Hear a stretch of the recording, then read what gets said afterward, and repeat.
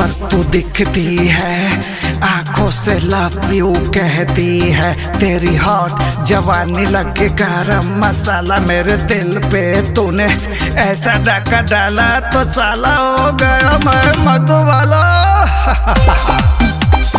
होली है होली है होली है।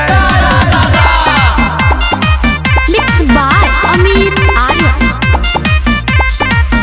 तू हो गई रंग रंगीली और कुर्ती तेरी गीली। अच्छा? उस पर जो इठला कर तूने भांग जो थोड़ी पीली। Oh yes baby, dance with me, come on। तू हो गई रंग रंगीली और कुर्ती तेरी गीली। उस पर जो इठला कर तूने भांग जो थोड़ी पीली। हुआ मेरा जिया मतवाला, कलरफुल पिचकारी से बलम तेरा रंग डाला। कलरफुल पिचकारी से बलम तेरा रंग डाला। होली में तेरा बलम हुआ रे रंग रसिया। होली में तेरा बलम हुआ रे रंग रसिया, रंग रसिया।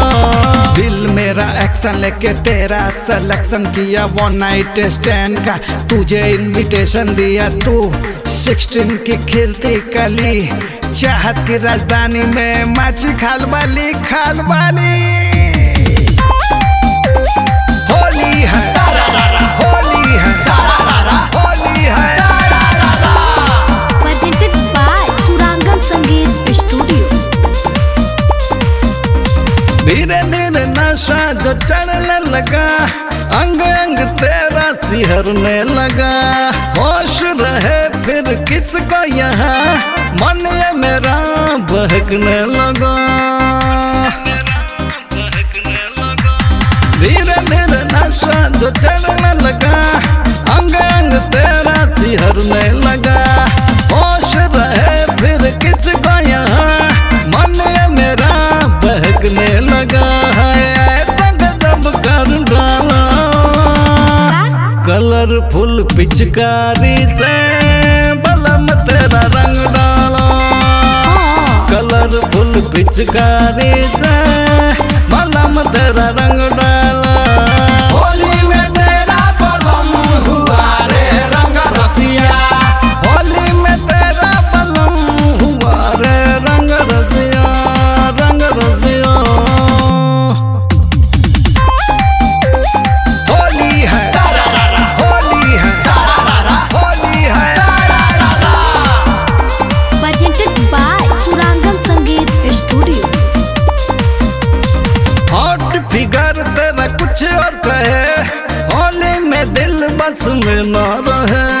रंगों की बारिश में भीगने दे, फागुन की हवा कुछ ऐसी बहे। हॉट फिगर तेरा कुछ और कहे, होली में दिल बस में ना रहे। रंगों की बारिश में भीगने दे, फागुन की हवा कुछ ऐसी बहे। तू सुन रे मेरी मधुबाला, कलरफुल पिचकारी से बलम तेरा रंग डालो। कलरफुल पिचकारी से